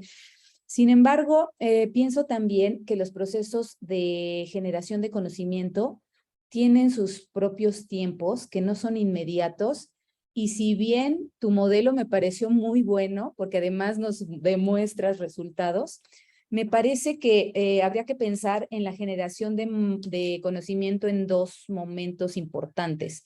El conocimiento práctico, que puede ser más afín a los intereses de quienes se están formando como estudiantes, y después un conocimiento mucho más riguroso, formal y conceptual, que podría partir de ese conocimiento práctico. Es decir, porque a veces el estudiante se ve pues ya como muy comprometido con algo que no le encuentra sentido en el momento, por lo tanto no le interesa, que cuando uno ya se formó como investigadora o investigadora, a lo mejor sí es más posible que suceda, pero cuando eres estudiante, creo que estás muy en lo inmediato, en tu necesidad inmediata, y yo apostaría, y quisiera oír tu opinión, a ese conocimiento práctico que puede ser muy propicio cuando se genera un audiovisual, por ejemplo. Entonces es más pensar en eso, ¿no? En no tanto comprometerse con lo ya dicho, con lo conceptual, sino que a partir de ese conocimiento práctico se pueda generar otro conocimiento, ya sea con las personas que están generando esa práctica o con otros investigadores e investigadoras que utilicen esos recursos audiovisuales generados para entonces sí darle esa rigurosidad. Me gustaría oír tu opinión. Y aprovechando que tengo la palabra nada más para Sofía, bueno, pues sí, es un interés también muy personal la decolonialidad, y nada más te quería comentar qué opinas tú también de utilizar este prefijo trans, no solo tanto para la cultura, en el sentido de que es una nueva, o no una nueva porque ya tiene tiempo, sino es una tercera fase de este progreso en torno a considerar la cultura. Recordemos que empezamos con multiculturalidad, después nos fuimos a la interculturalidad, que es lo que estás proponiendo, y está la transculturalidad en el sentido de darle énfasis a sí integrarnos, pero también respetar lo que cada cultura es, y más bien difundir lo que cada cultura es. Supongo que habrá algunos otros términos. Está también el de transmodernidad que propone Enrique Dussel para hablar precisamente desde la filosofía de la liberación dentro de la decolonialidad. Me parece que es un momento oportuno desde Latinoamérica que está tomando un auge importante al que se están sumando Europa e incluso Norteamérica, de pensar en propuestas desde lo que somos desde lo latino. Y bueno, África está haciendo lo suyo. Pues un momento muy propicio para estas reflexiones que tú nos compartes, y lo cual agradezco. Entonces, ¿tú qué piensas de esta cuestión de la interculturalidad a partir de la propuesta que nos compartes? Gracias. Bueno, si les parece, damos respuesta a esas 2 preguntas. Si quieres, dale inicio a Sofía y ya luego respondo yo. Muchísimas gracias, y muchísimas gracias, Jacqueline. Pues mira, yo creo que el prefijo de trans, yo creo que sí es muy importante también para el giro de colonia, como tú lo dices. O sea, en la misma propuesta de transmodernidad, o sea, se indica que va más allá, indica que exactamente la propuesta de transmodernidad es, yo creo que una propuesta transcultural en la que se adaptan, en la que se aceptan, en la que se recuperan estos saberes que han sido negados, y sujetos y sujetas que han sido negados y que han sido borrados. Entonces yo creo que la interculturalidad, precisamente la que ha sido propuesta por Catherine Walsh, es la que a mí me interesa y es la que indica que se tiene que cambiar de forma estructural la educación, o sea, la forma en la que aprendemos, la forma en la que se transmite el conocimiento, porque si lo vemos de forma ya muy crítica, y esto a lo mejor va a sonar muy fuerte, digamos que la institución educativa y la forma que se transmite actualmente el conocimiento tiene algunos tintes racistas y clasistas. Entonces, eso tiene que ver también en un proceso de descolonización del conocimiento y de la institución educativa, de las dos cosas. Entonces, yo creo que sí, la transculturalidad es parte de todo esto, pues de todo este impulso, de todo este pulso más bien, descolonial. Y sí tiene que ver con, por ejemplo, ahorita se me viene la idea de que haciendo investigación, cómo acercarnos nosotros hacia los creadores y creadoras comunitarios sin que se note como esta, ¿sabes?, dominación epistémica de que yo me acerco como investigadora y que ya no tenga esta mirada etnográfica, ¿no?, a estas creadoras comunitarias. Y entonces esta distancia, ¿cómo borrar esta distancia sin que yo imponga esta racionalidad? Pues sí, yo creo que la misma investigación se vuelve transcultural porque el mismo diálogo, el mismo contenido se vuelve y se transforma, ¿no? Simplemente pensando en los diálogos. Quizá hay una barrera de lenguaje en el que yo no puedo comprender o que los mismos lenguajes comunitarios no existe una traducción al castellano y que yo no hable esta lengua nativa.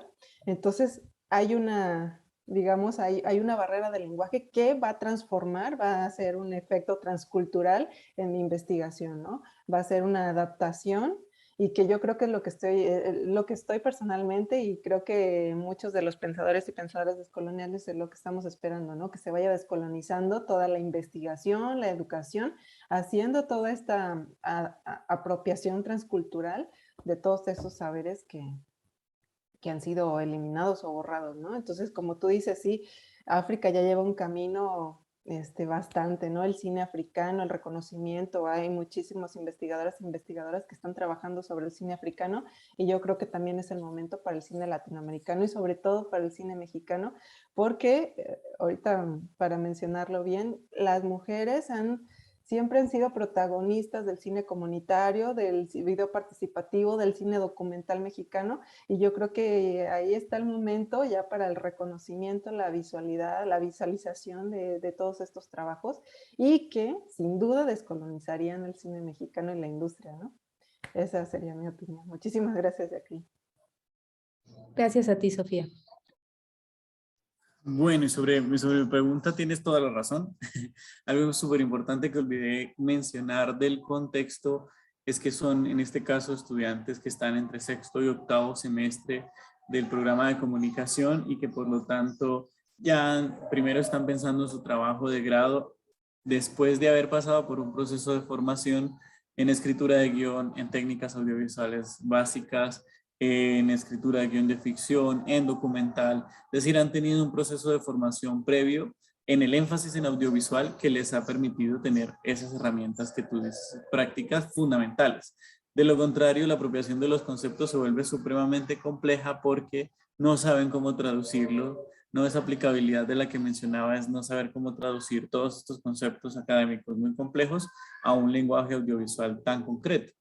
En ese caso, sí tienes toda la razón, sin la formación previa sería muy difícil realizar ese ejercicio conceptual que se realiza. Ahora, es también una dificultad en la medida en que como el proceso de creación práctico ya ha sido como tan consolidado en ellos de manera previa, cuando tienen que hacer este lenguaje académico riguroso se vuelve casi que un obstáculo. Y la tarea fundamental del ejercicio era tratar de encontrar una estrategia que les diera a ellos el panorama completo y les dejara ver cómo ese ejercicio práctico que ellos estaban proponiendo se enriquece con el ejercicio riguroso y teórico, ¿no? Es un poco la idea, pero sí, tienes toda la razón en que sin lo práctico previo sería supremamente difícil hacer el ejercicio. No sé si no veo preguntas en el chat. Entonces, no sé si quiero aprovechar yo para hacer un par de preguntas, una de ellas a Sofía, y es cómo entra a ser parte en este ejercicio pedagógico la formación de públicos, ¿cierto? Es decir, este público que está buscando, que en últimas está buscando este cine construido desde el discurso tan colonial y que además se ha acostumbrado a ver justamente ese tipo de cine. ¿Cómo empezamos en ese mismo currículum, en ese mismo ejercicio pedagógico a construir un cine externo, no solo para que quien realice desde su pensamiento propio y descolonializado, sino también para que quien ve lo haga con esa mirada también descolonial y lo pueda, digamos, ampliar las posibilidades de exhibición, que dependen en gran medida del mercado de exhibición que está allí de por medio, ¿no? Entonces esa sería mi primera pregunta. Para Eliana quería preguntar sobre su ejercicio en clase de manera concreta, no sé si tengo esa sensación de pronto muy arraigada, si cortar un poco la película y mostrar unas partes, eso cómo enriquece la discusión, o si por el contrario a veces puede pasar que los estudiantes queden como con la sensación de quiero ver más y cómo trabajar de pronto esa sensación, ¿no? Si se complementa en algún momento el resto de la película, si el estudiante ve lo demás o si el trabajo se hace efectivamente fragmentado y eso enriquece el ejercicio. Muchísimas gracias. Si te parece bien, Ariana, voy a responder. Muchísimas gracias. Yo creo que hiciste la pregunta, la pregunta crítica, la pregunta puntual, ahí me diste en el talón de Aquiles, porque pues es un proceso que apenas se está gestando y que de hecho pues viene desde, digamos, no te podría dar una respuesta puntual. En mi investigación sobre audiencias femeninas yo estaba buscando a la que llamé tercera espectadora, o sea, hablando no una espectadora de cine de arte, digamos, autoral, no una espectadora del cine comercial, sino una tercera espectadora que tuviera una posición política, que tuviera una posición consciente de consumo. Y encontré que en las espectadoras universitarias, porque trabajé con estudiantes universitarias, existe de forma liminal esta posición, porque digamos que les hacía preguntas, por ejemplo, del estereotipo del amor romántico, y aún así apelaban, pero aún así encontré, digamos, ahí inicios de un pensamiento crítico sobre estas narrativas, a pesar de que aún así se movían, a pesar de que desconocían a directoras mexicanas, de que se movían dentro de plataformas comerciales, porque en la investigación era principalmente sobre plataformas digitales, y que manejaban muy bien, y que el algoritmo, y a pesar de que les sesgaba, ¿no?, la visión en las narrativas, encontré que sí existe pues un posicionamiento muy liminal hacia lo que están consumiendo y lo que están viendo. Entonces yo creo que hay que apostar también a la formación de públicos jóvenes, desde la educación también, en el que se introduzca también en estas, digamos, a través de la alfabetización mediática, si tú quieres, este discernimiento consciente de consumo sobre las tendencias moderno-coloniales o globales y sobre lo que sería más bien un consumo sustentable o hasta ecológico de las producciones mexicanas, que también, ¿no?, ahí tendría que venir ya a través de estos nuevos programas, que es el apoyo a la creación cinematográfica me parece, para comunidades indígenas y afrodescendientes. Y hay varios programas y nuevos esquemas en México que están brindando la oportunidad a producciones de otra índole y que se introduzcan otras nuevas narrativas, ¿no? Entonces, falta fabricar estas plataformas de exhibición, ya existen y hay muchas iniciativas, sino que más bien hay que trabajar desde muchos lados, hay que regularizar, hay que regular muy bien el trabajo y la inserción de estas plataformas, hay que hacer una defensoría de audiencias también, que permita todo digamos, consumo y competencia justa, en el que no se monopolice, no se acapare tanto el mercado, ni se sature tanto, sino que exista también otras plataformas ¿sabes?, de consumo más horizontal o por decirlo de alguna manera. Entonces sería desde la educación, desde el ámbito legal, desde el ámbito administrativo, sobre todo. Entonces desde ahí vendría también la creación, porque luego se les echa la culpa, ¿no? ¿Por qué no se consume cine mexicano? Pues porque a la audiencia no le interesa, y yo creo que es una forma muy errada y muy simplista de ver por qué no se consume el cine mexicano. Pero pues bueno, ahí sería mi opción. Muchas gracias, Juan Carlos. Bien, de acuerdo a lo que me señalas, Juan Carlos, si bien es cierto, dentro de la estrategia que se diseñó para la aplicación del Cineforo, tenía que ver en la primera etapa, una semana antes, un previsionado que correspondía que, en mi función como docente, a los estudiantes los introducía a ver la película. Yo les mandaba la película a través del Drive, ¿no?, que creamos para también la asignatura, muy al margen de la plataforma que ya trabajábamos, ¿no? Entonces, en el previsionado ellos veían la película y a la vez debían de enterarse, incluso dado que una de las cosas que señalé es que las películas que yo utilicé están basadas en hechos reales. Los protagonistas existieron, ¿no?, y existen.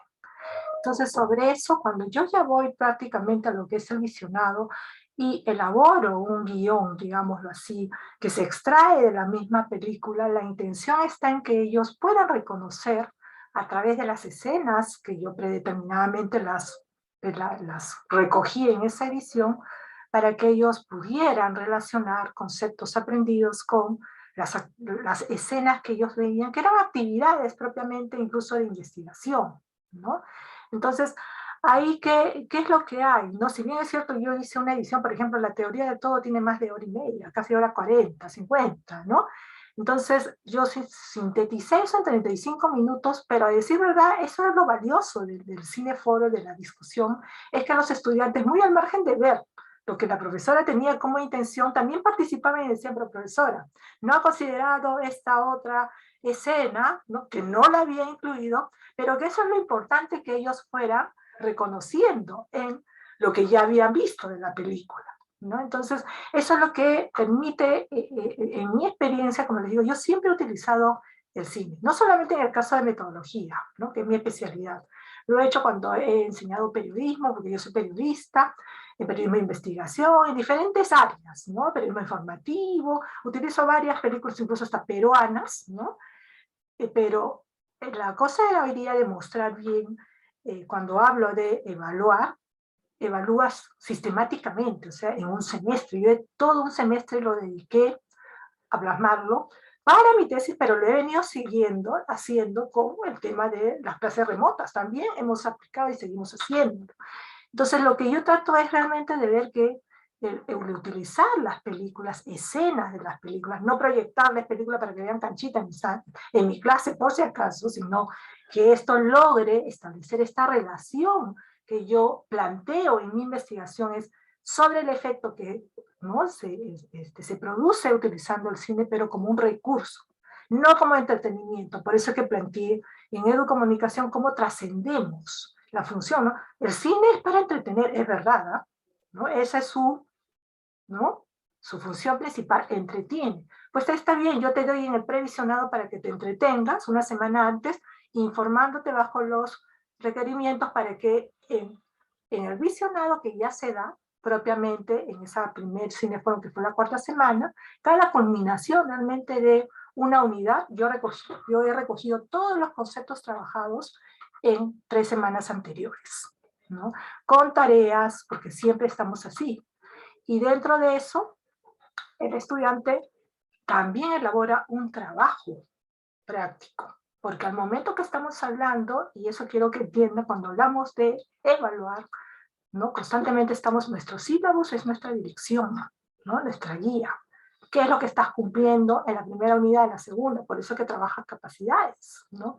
Y dentro de esas capacidades trabajas logros, pues, desde los conceptuales, ¿no?, procedimentales, que es la aplicación, ¿no? Está bien, no solamente todo está en función, qué bien los estimulas, ¿no?, para que aprendan, etc. No, cómo eso se concretiza en resolver, ¿no?, una actividad, un trabajo, una actividad de evaluación, que lo llamamos en la institución donde yo trabajo.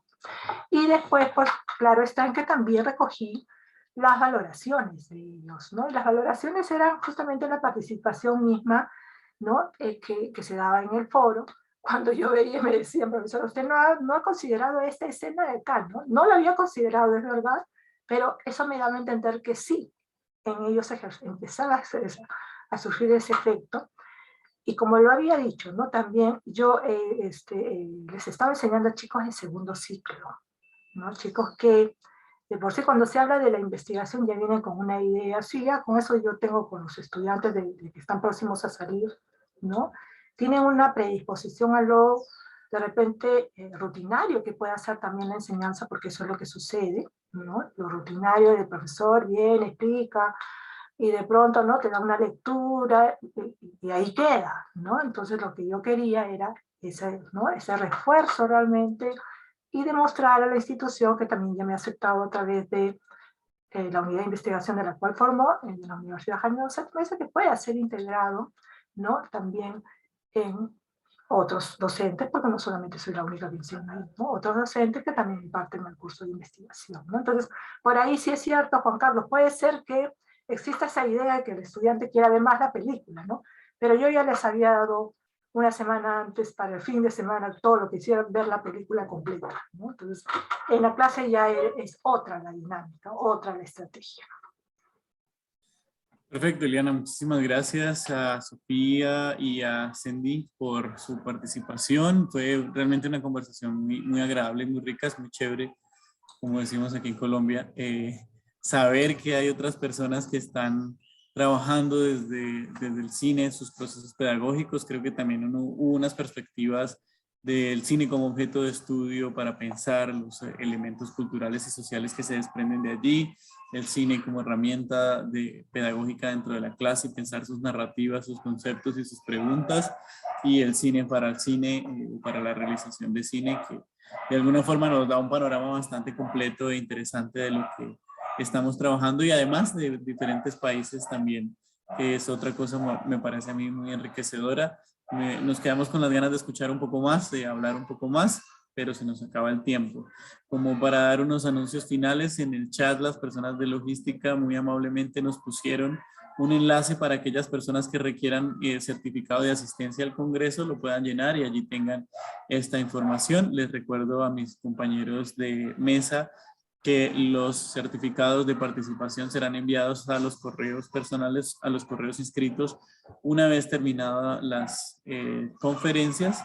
De paso, también quiero invitarlos a que escuchemos o que nos conectemos a de las 16 a las 18 horas a escuchar la mesa 16, que es sobre enseñar a producir y gestionar cine, un tema también pues, supremamente importante para que todo lo que estamos proponiendo se haga realidad.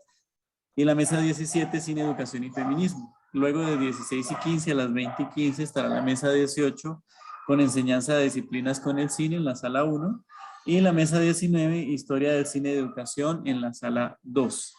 Finalmente, les recuerdo que esta presentación de esta mesa está grabada y quedará publicada en el canal de YouTube de Sepan Cine del Congreso, así que quienes quieran consultarlo lo pueden hacer allí en ese canal de YouTube. Muchísimas gracias por su participación, a ponentes y a asistentes. Espero que haya sido interesante y enriquecedora, y muchísimas gracias obviamente al 21º Congreso Internacional de Teoría y Análisis Cinematográfica por su invitación. Esperamos seguirnos viendo en las conferencias o más adelante en nuevas versiones de este interesante evento. Muchísimas gracias, que tengan una excelente tarde. Yo me despido y los demás, un abrazo grande, que estén muy bien. Igual, agradecida por ustedes. Nos vemos. Cuídense. Gracias Jacqueline por tus preguntas y por tu apoyo. Muchísimas gracias.